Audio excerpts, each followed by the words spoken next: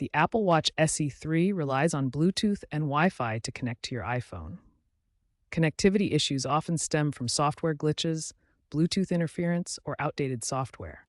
Start by ensuring both your Apple Watch SE3 and iPhone are running the latest operating systems, watchOS 11.1 and iOS 18.2, as of September 2025.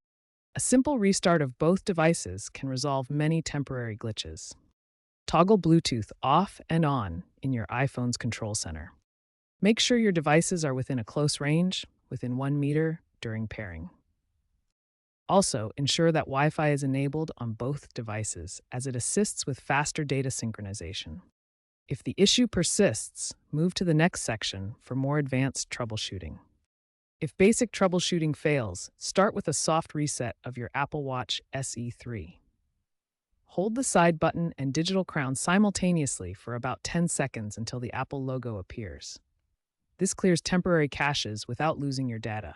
If the soft reset doesn't work, perform a full reset. On your iPhone, open the Watch app, go to Settings, General, Reset, Erase all content and settings. This erases your watch completely and will require repairing.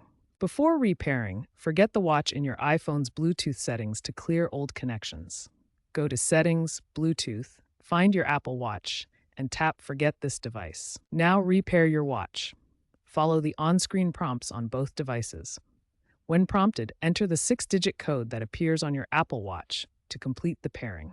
If sync issues continue after repairing, check your iCloud settings. Ensure backups are enabled and both devices are signed into the same Apple ID. As a last resort, contact Apple support. Persistent issues after software updates and resets may indicate a hardware problem requiring professional assistance.